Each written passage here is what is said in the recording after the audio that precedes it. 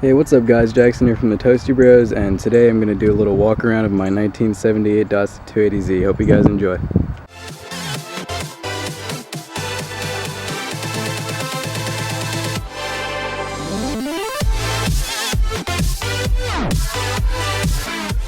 Alright, so we'll start off from the front and make our way back. So as you can see in the front, we have the Polyurethane AirDam, which this was from Jags. I actually got it off of Amazon for around $159, I think.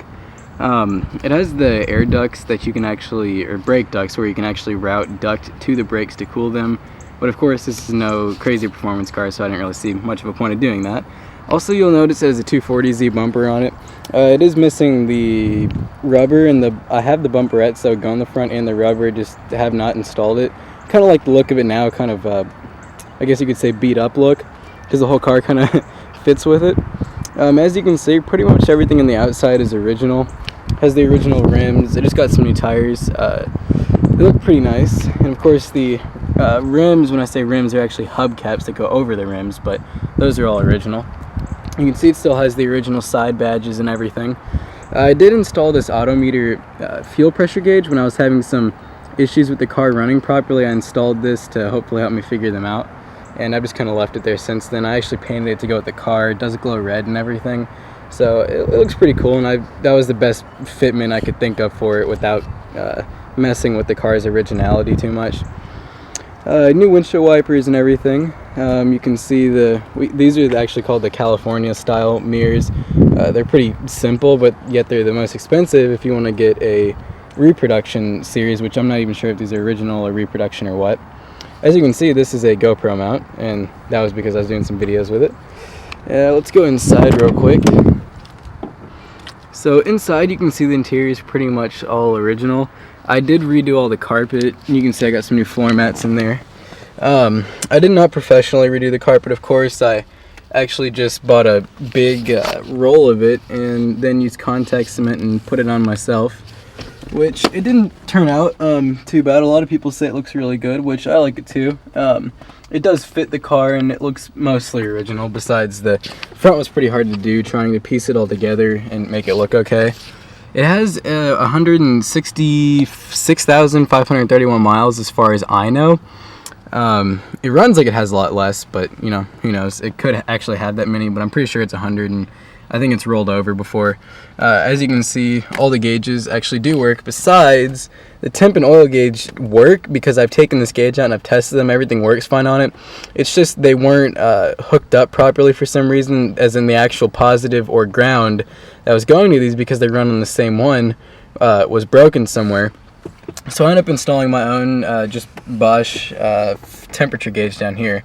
And the reason I did that was because, like I said, at the time I didn't really think about fixing this one, and I just ended up installing my own, but I can always go back to that one pretty easily. This one does glow along with the rest of the gauges. The gauges are really hard to see them glow there, which if you've ever owned a 280 or if you've seen about them, anything about them, the gauges are very, very dimly lit.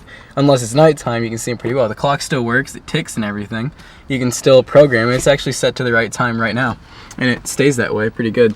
As you can see, it has the typical dash cracks up top. Other than that though, the dash is not bad at all. It's just where those two cracks are. Actually, the third one, I lied. But overall though, the dash is pretty nice. Still has the Datsun 280Z logo over there. Let's see, the glove department still works fine. It has the little light in there, and I just have some paperwork and everything. Still has the information and all that in here, which is kind of cool. I still have all the trim and stuff for this car. You can see I have them down here, and I have more. Like, there's a piece that goes back there too on the bottom, and I mean, I have pretty much everything for this car. Like, there's a few extra parts that I have in my shed right now. You can see the seats do have seat covers. They're the kind of, I'll actually lift it up a little bit so you guys can see what it looks like. It's this type of material, and the seats aren't in bad condition at all. Besides, I guess, right there. The reason I covered them was because the driver's side seat, everything is literally perfect besides the part that you sit on, of course, just from someone sitting in it so many times, and it just kind of got a little torn up, and just to cover it for an hour and not let it tear up too much more.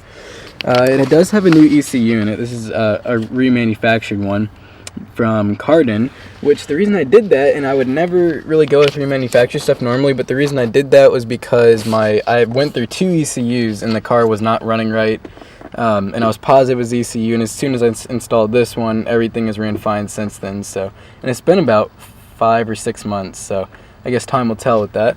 You can see it is a 5-speed manual. I'm not sure if this is the original shift knob, but I do like it a lot, even if it's not original. It's just the one that came with the car, so I do like using it. It shifts through all the gears pretty good, except for when I don't have my foot on the clutch, and all the controls work. This car is a factory AC car, and I think all of them were, but the AC does not work. I think it just needs to be recharged because everything looks to be there, and it blows fine. I just think it needs an R12 recharge, which is kind of hard to find.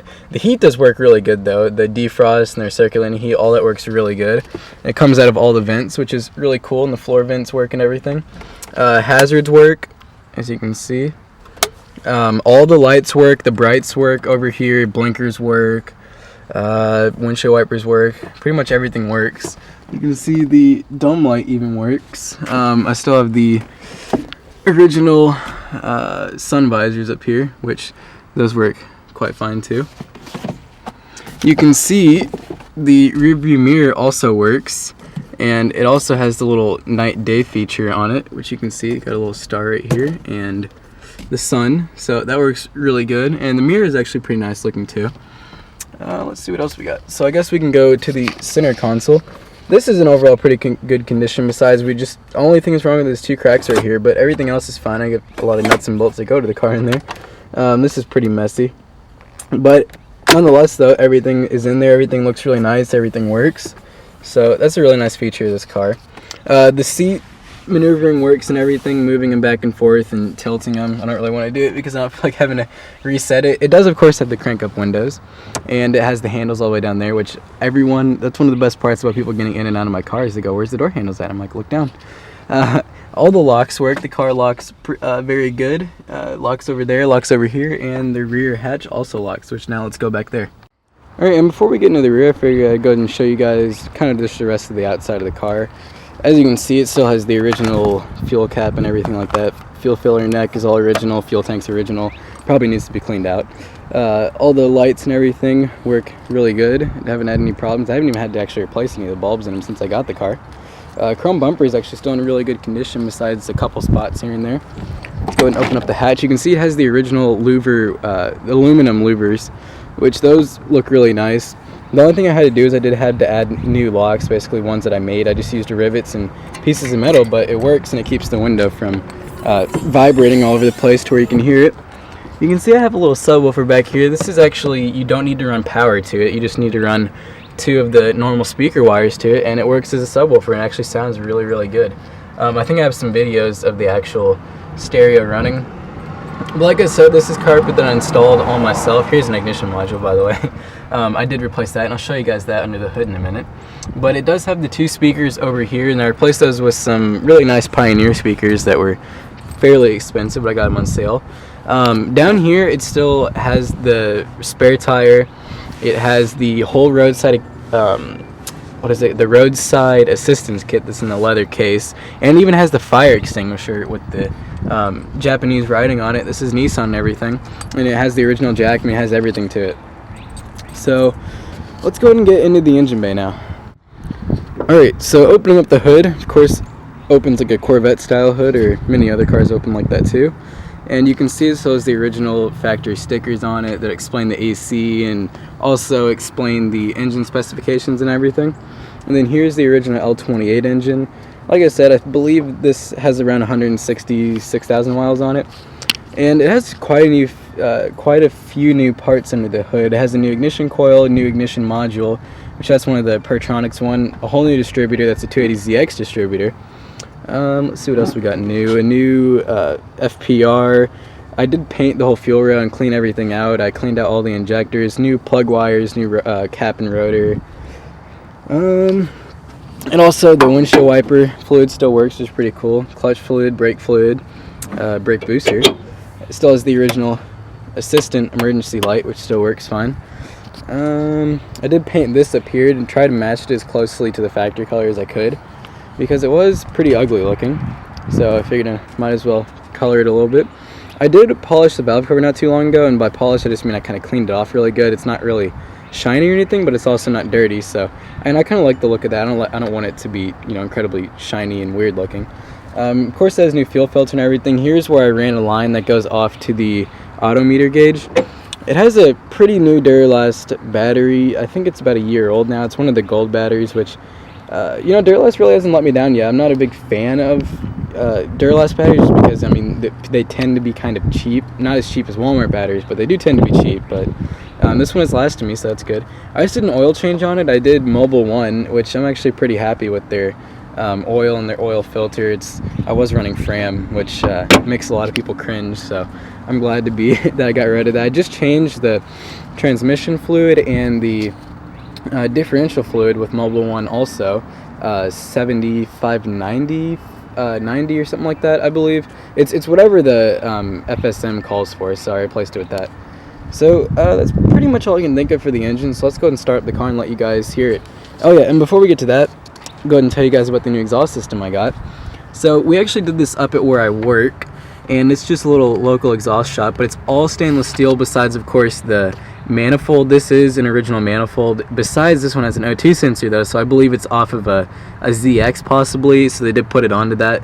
That's pretty much what I sort of meant by original, but yeah, so let's go ahead and go through the whole exhaust. So you can see we just took the original downpipe right where it started, and then this is where a 2 1/4 inch stainless steel system starts. You can see we have it run down here. And now let's see if we can show you guys any of this. It runs to a Magnaflow resonator next, which it's probably really hard to see. It's right there. And like I said, it's just 2 1/2 inch all the way down. There's no smaller sizes or anything. And then it goes 2 1/2 inch down to this Magnaflow muffler, which is a 5x8, and it's actually really nice. It has some salt and stuff on it, but it's pretty much brand new. All the packing's still there and everything, of course, since it's new. And then we put a custom tip on it that my boss actually made for me, and I really like it. It was kind of complimentary, so it does get the job done, and it's all, like I said, Magnaflow and 2 1/4 inch stainless steel, and the mufflers are also stainless steel, so hopefully this will last quite a while. So let's go and start the car. Alright, so now we're going to go ahead and start the car. You can see the annoying beep still works, the brake light still comes on and everything. You can see fuel gauge coming up, voltage meter works, and like I said, only the two things that don't work are oil and temp, but we got temp down here. So let's go ahead and start it. And as you can see, it starts up really quick. It's actually not even warmed up right now, but it still starts up very quick. RPM is a little bit high. I need to adjust it some, but I have the timing and the mass airflow sensor also kind of coordinating with each other really well right now, so I really just want to lower the idle without messing with those. But let's go ahead and go outside of the car, and then I will rev it once it warms up a little bit. So as you can see, the engine runs really good, no exhaust leaks.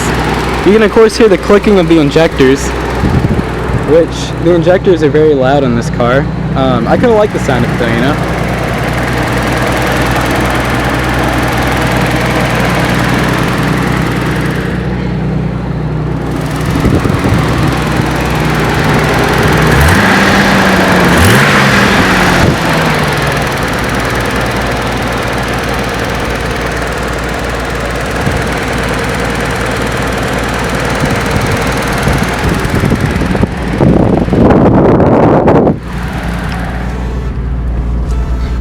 I'll go ahead and let you guys hear what it sounds like from the inside of the car.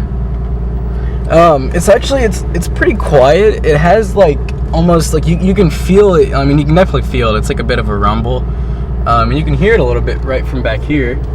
But as you can see though, I can have a normal conversation here and not have to worry about it, but still like the sound of when I rev it. And as you can see, my tack kind of gets a little loopy right when it gets to around $4,000. It was right after I installed that ignition module, it just does that. Everything else though works fine. You can see it still registers perfect. It's just until it gets to that range. And I think it's just because it needs a resistor, an inline resistor or something like that, and I've tried a few things but I haven't gotten it. So if you guys know anything about that, you could let me know. But I'll let you guys hear it from the outside too.